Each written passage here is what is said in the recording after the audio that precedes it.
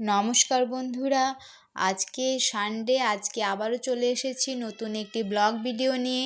আমরা সকাল সকাল রেডি হয়ে গেছি, বাইরে যাব। আর এখানে বারবি আর শম্পা ছিল, ওরা টাটা করছে। আমি আজ বিহু বেরোচ্ছি, আর ওদের বাবা বাইরে বাইক নিয়েও অপেক্ষা করছে। আমরা যাচ্ছি গিয়ে আসানসোল, সেখানে আছে আজকেও ড্রয়িং এক্সাম। তো কোনোবারে বিহুকে নিয়ে যায় না, এবার ফার্স্ট টাইম নিয়ে এলাম। আমরা পৌঁছে গেছি আসানসোলে। তো আসানসোলের চন্দ্রচূড় মন্দির আছে, সেখানে পাশেই ব্যবস্থা করা হয়েছিল এক্সামের।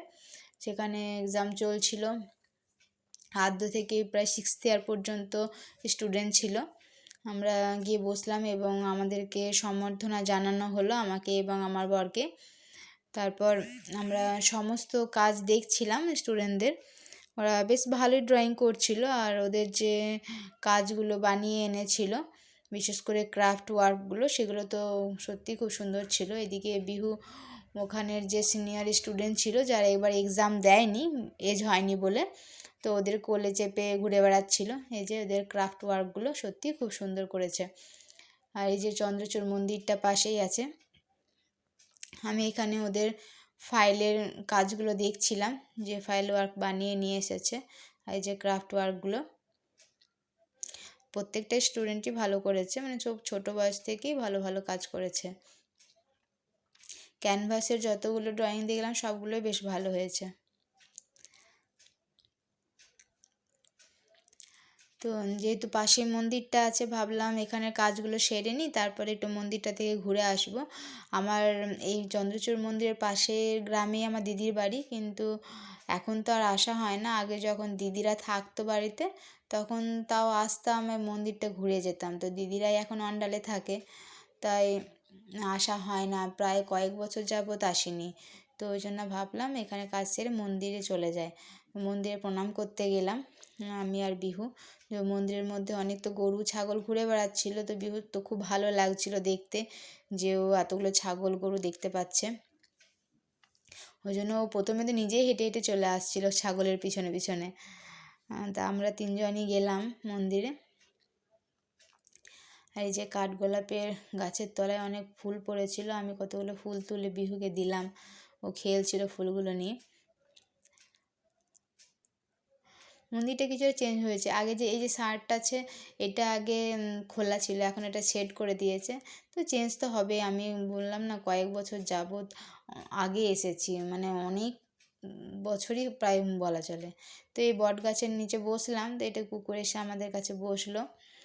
আর আমরা বেশ মন্দিরটা একটু ঘুরে দেখলাম, তারপরে আবার বাড়ি ফিরতে হবে, বাড়ি গিয়ে আবার রান্না করতে হবে। তো দিদির শ্বশুর বাড়িতেও দেখা করে নিলাম একবার ওদের বাড়ির লোকেদের সাথে। তো বাড়ি এসে রান্নার তোড়জোড় শুরু হয়ে গেছে। বর চিকেন নিয়ে এলো, তো চিকেন কষা রান্না করছি। মশলাটা রেডি করলাম, এসেই সব রেডি করা হলো। তো কিছুই কাজ করে যাওয়া হয়নি, যেহেতু সকালবেলায় বেরিয়েছিলাম ওই 7:30 নাগাদ, তো সেরকম কিছু কাজ করে যাওয়া হয়নি। তো এদিকে চিকেন কষা হচ্ছে, আর ভাবলাম যে আজকে একটু পোলাও রান্না ছিল, যে সেই সানডেতে চিকেন কষা হবে আর পোলাও হবে। তো আমার আগে চিকেনটা বসিয়ে নিই, তারপর পোলাওটা করবো। তাকে পোলাওয়ের চালটা ধুয়ে জল ঝরিয়ে একটু শুকোতে দিয়েছি চালটা। তো আমার চিকেন কষা রান্না চলছে। আর বারবি গেছে শম্পার সাথে ড্রয়িং ক্লাস, ওরা একজন স্টুডেন্ট আছে শেখাতে গেছে শম্পা, বারবিকে নিয়ে গেছে। তো আর আমার বড় আবার বাড়ি এসে ক্লাস চলে গেল। তো বিহু আর আমি বাড়িতে রয়েছি এখন আপাতত।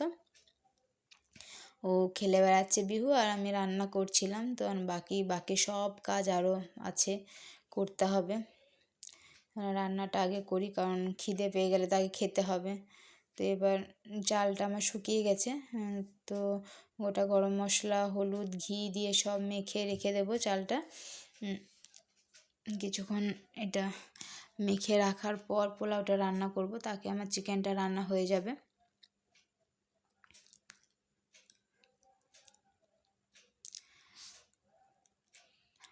এখানে আমি হলুদ আর ঘি গরম মশলা সব এগুলো ভালো করে মিশিয়ে মেখে রেখে দিচ্ছি।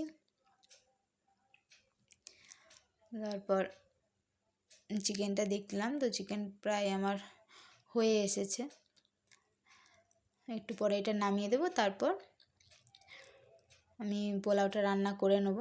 তো একটু আমি জল দিলাম, কারণ একটু গ্রেভি না হলে খাওয়া যায় না, আমাদের একটু গ্রেভিটা লাগে, খুব ড্রাই চিকেনটা খেতে পারি না।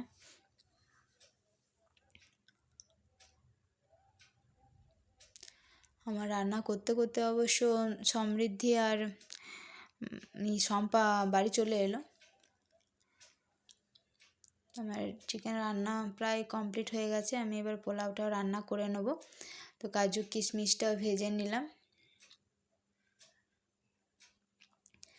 কাজু কিশমিশ ভাজা হয়ে গেলে আমি এবার চালটা এর মধ্যে দিয়ে কিছুক্ষণ নাড়াচাড়া করে পোলাওটা রান্না করে নেব।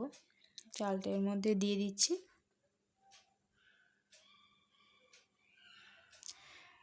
এবার কিছুক্ষণ চালটা ভেজে নেব ঘিয়ের মধ্যে, তারপর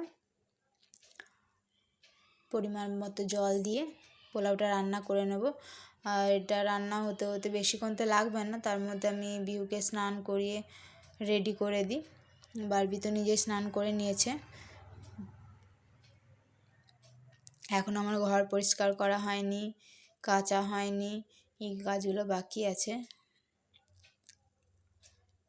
আমি সাধারণত ফ্রায়েড রাইস, পোলাও এসব বা খিচুড়ি এসব টাইপের কিছু করলে আমি দুবেলার রান্না একবারই করে নিই, যাতে রাতের বেলা আর করতে না হয়, কারণ খুব সুবিধা হয়, নাহলে রাতের বেলা আবার করা খুব ঝামেলার হয়ে যায়। তো বেশি পরিমাণে করলে কি দুবেলায় হয়ে যায়। আমার এই যে পোলাও হয়ে গেছে, আর এদিকে আমার চিকেন কষাও হয়ে গেছে। তো দুপুরবেলা আমরা খেতে বসেছি। তো বারবিকে আগে দিয়ে দিই, কারণ ওর আগে খিদে পেয়ে গেছিলো, সকালবেলা যেহেতু সুজি খেয়েছিল শুধু। আর বিহুও খেতে বসেছে। তো আজকের ভিডিওটা এই পর্যন্তই। কেমন লাগলো কমেন্ট করে জানাবেন। ততক্ষণ পর্যন্ত